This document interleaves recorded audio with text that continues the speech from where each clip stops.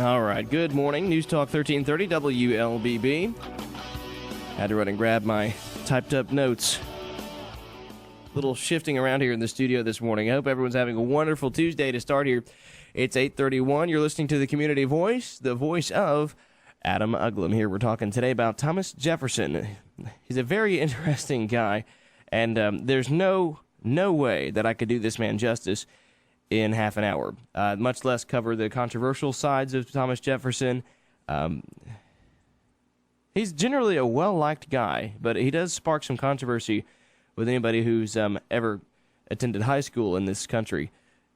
Pretty interesting. Anyway, 8:32, so we got plenty of time here, a whole half hour to try and get through some Thomas Jefferson. So this all started out with the presidential debates, and honestly, it was spurred by Newt Gingrich and the whole talk about reforming the way government works and getting back to the way the founding kind of intended for our government to work. And the topic arose with the special discussion of judges and whether or not judges should be in the position of deciding whether or not laws are constitutional.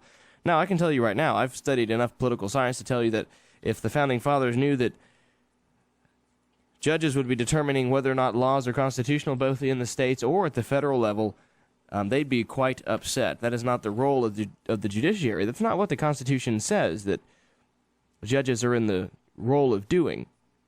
So anyway, but the precedent has been set, and it's been hundreds of years that's been going on. We can take a clear look at the example of Dred Scott and Lincoln's. If you haven't read it, you really should. Lincoln is a very interesting and an easy read when it comes to old text. If you want to get a little insight into the kind of fundamental difference and the argument, I suppose, against judicial activism, reading Lincoln's response to the Dred Scott decision and also Judge Douglas' conversation back and forth in writing about the Dred Scott decision, that'll give you a bit of a very good insight and very clear insight. It's all easy to read, especially compared to the Federalist Papers, for example, which were written 50-year difference in the English language, so it's much easier to read Lincoln. And Lincoln's a very interesting fellow.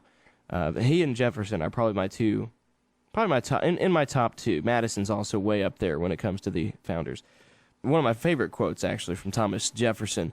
I'd like to read it to you, and you'll probably hear plenty of Thomas Jefferson quotes. He's probably one of the most quoted of the founding fathers, and mostly because he was certainly a wordsmith. I mean, the guy was chosen to be part of the committee of five who were to write what became the Declaration of Independence. That wasn't what it was called originally. But I know we haven't talked about politics in a few days, but it's always good to hear these interesting quotes, and people love these quotes. But when it comes to Thomas Jefferson, he's not necessarily loved quite so equally as his quotes are.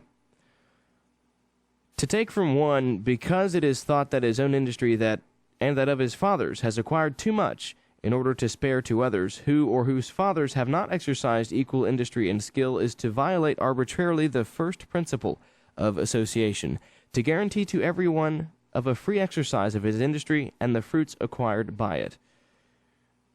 Now, I know that may not necessarily be easy to digest, but it's essentially the whole wealth redistribution argument, that the basic principle of association, the idea of governing, the idea of getting together to provide protections for one another based on this idea of the social contract or the government contract, the idea that it's not right to take from anybody because of the fruits that they've earned, that as long as they didn't acquire those by violating the freedoms of someone else, is essentially the principle here.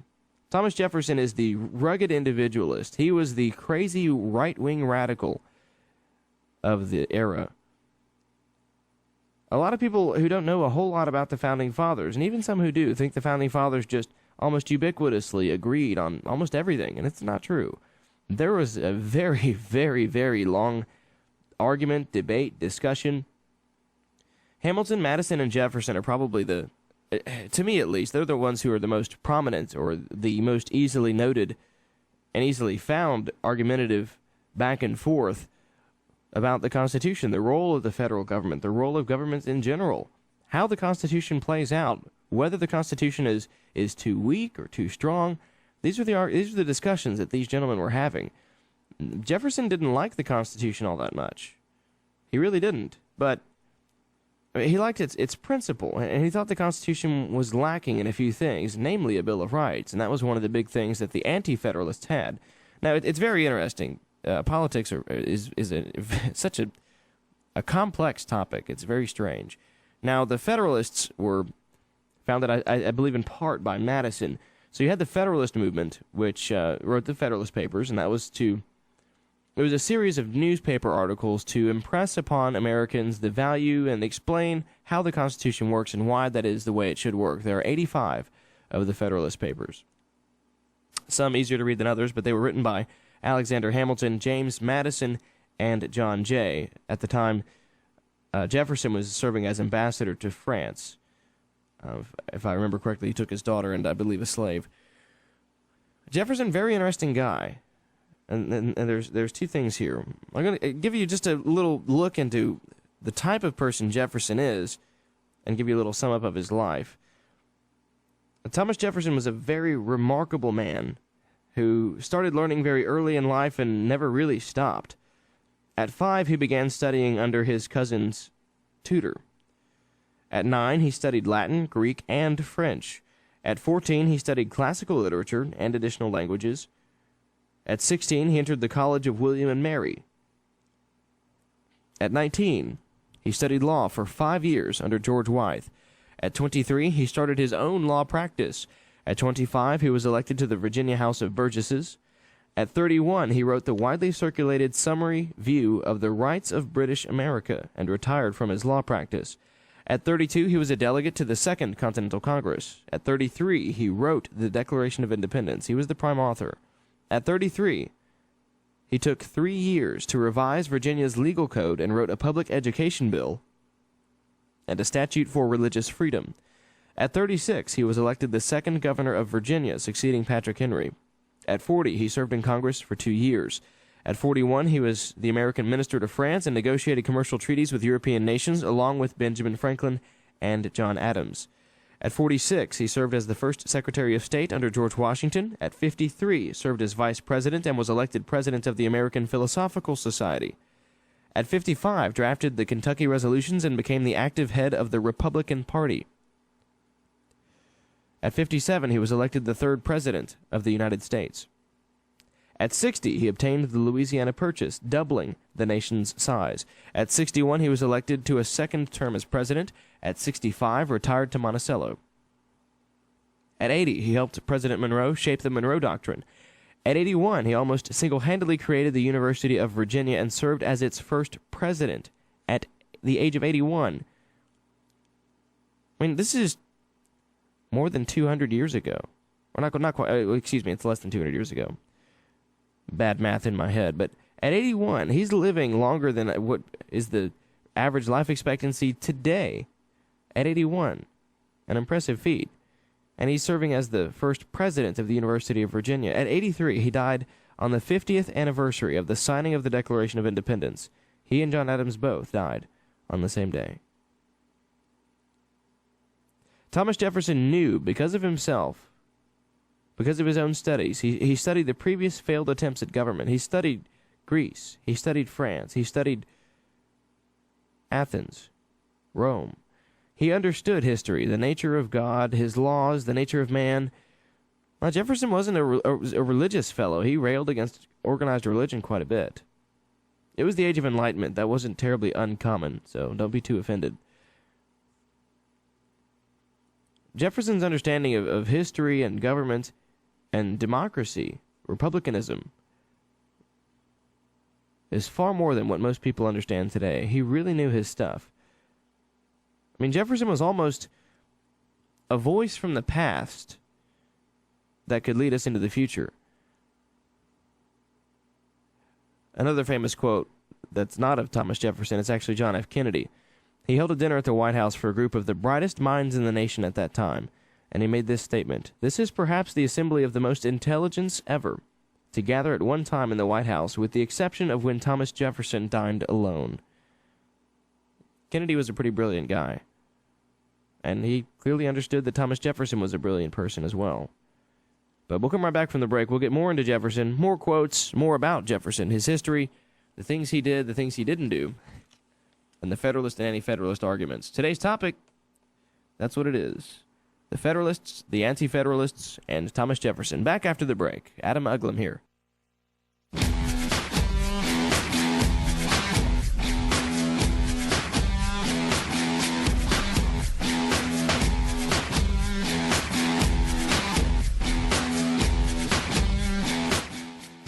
Good morning. News Talk 1330 WLBP. We're back.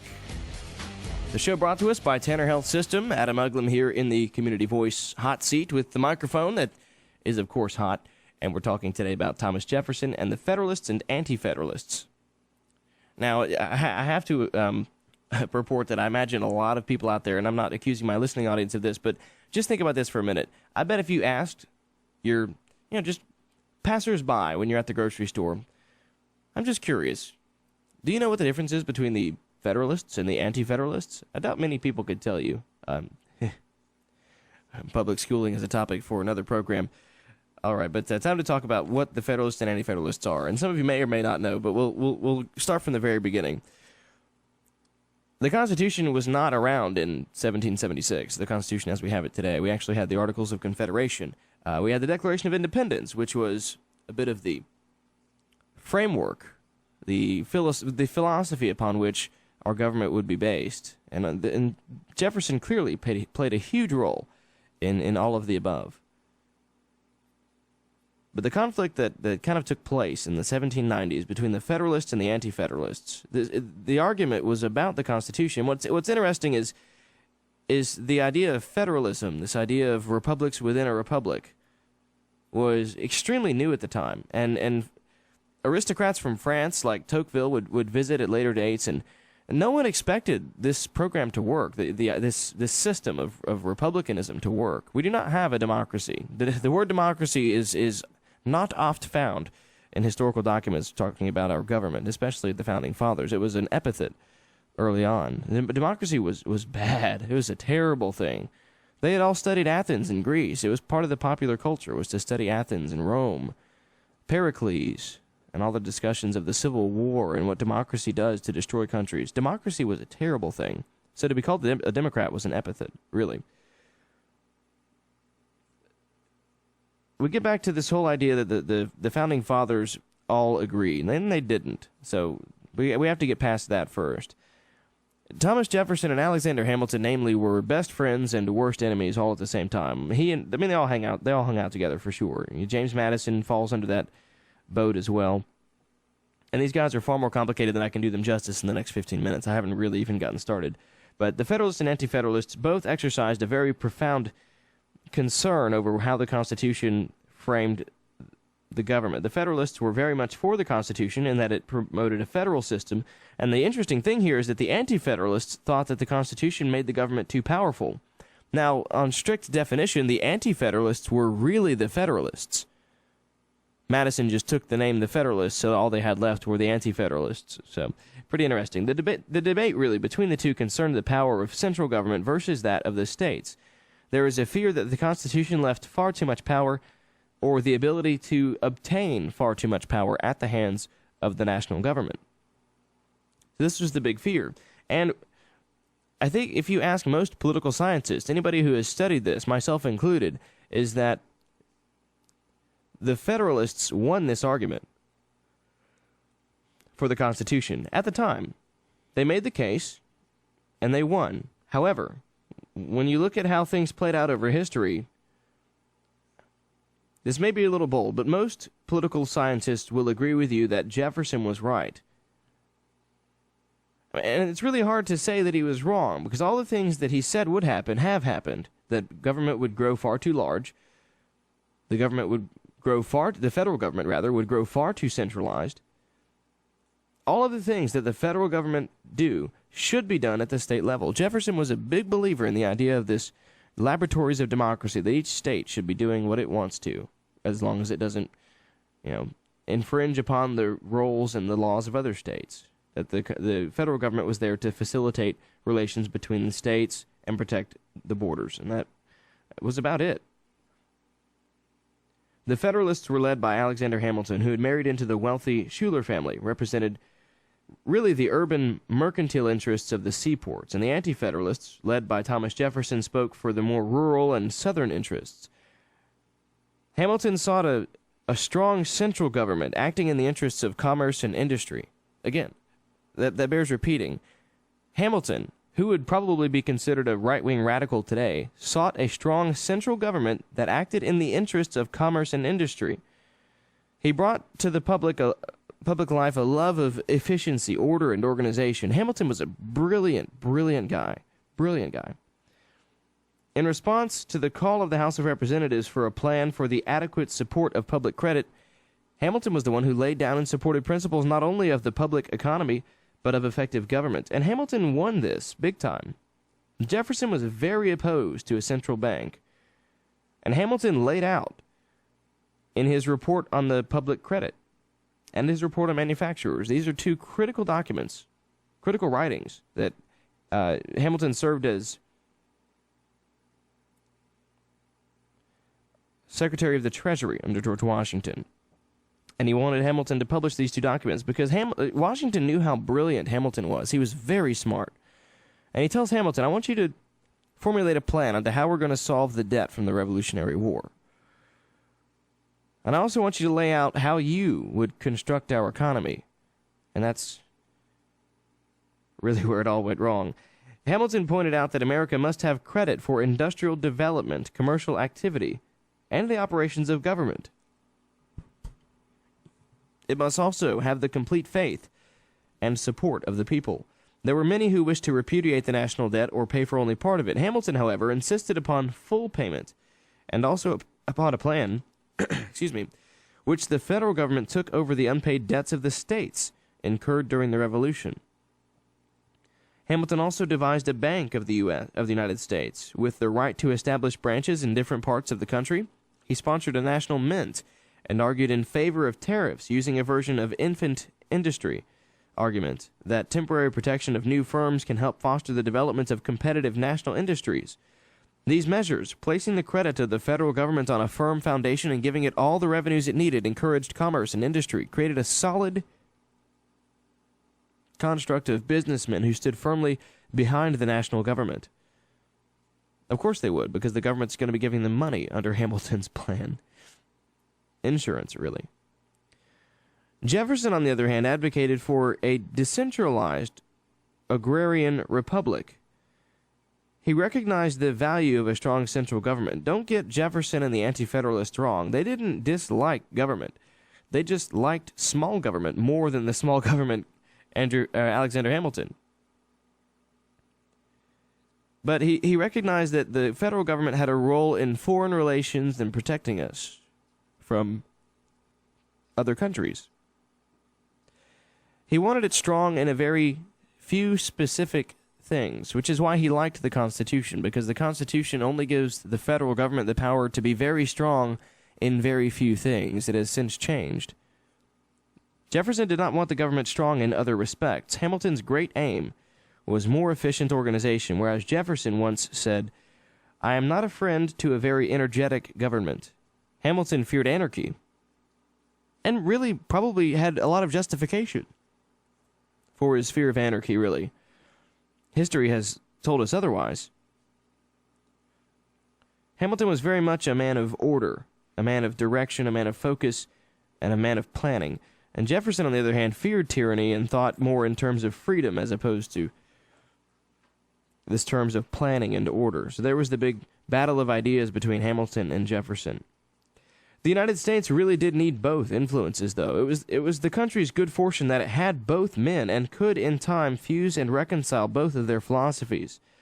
One clash between them, which occurred shortly after Jefferson took office as Secretary of State, led to a new and profoundly important interpretation of the Constitution.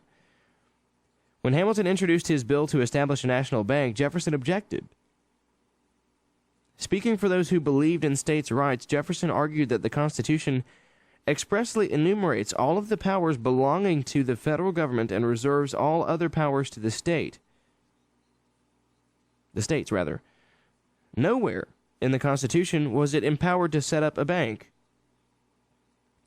Hamilton contended that because of the proportion, the scope and size, and the necessity of a national bank, the vast body of powers had to be implied by general clauses, and one of these authorized Congress to make all laws which shall be necessary and proper. Article 1, Section 6, if I recall correctly. A very dangerous article, if you ask me. It's very vague a general clause that authorizes Congress to make all laws which shall be necessary and proper. The first question there is, what is necessary and what is proper? The Constitution authorized the national government to levy and collect taxes, pay debts, and borrow money. A national bank would materially help in performing these functions efficiently, Hamilton argued. Congress, therefore, was entitled under its implied powers, not its enumerated powers, but its implied powers, to create such a bank. Washington and the Congress accepted Hamilton's view and an important precedent for an expansive interpretation of the federal government's authority. The big thing here with all of this is the precedent that all of this sets when it comes to the idea of a national bank, the role of the federal government. I mean, it may sound like it's just about a bank at first, but it also sets the precedent for interpretation of the Constitution. To say that the government can do more than what is written by what is implied in its general clauses. And that's where this whole topic from Newt Gingrich has kind of spurred things, is that the government has gotten far away from what it was intended to do. Now, all of these things that the government does that it's not supposed to, the federal government can be done and can legally be done by the state governments, and many argue that would be a much more effective and much more efficient system. We'll come right back after the break with about 6 minutes left in the program. If anyone has any questions or concerns, I'll take your phone calls, but otherwise I'll just continue talking about Jefferson and how interesting a guy he is. I've really hit the tip of the iceberg. It's really easy to criticize Jefferson for owning slaves, but I have to tell you, if that is the first thing that comes to your mind when you think about Thomas Jefferson, you have not read enough about Thomas Jefferson. There are very, very, very long conversations into why and why not slavery with Thomas Jefferson. We'll be right back after the break and talk more about Thomas Jefferson, the Federalists and the Anti-Federalists. That is today's topic.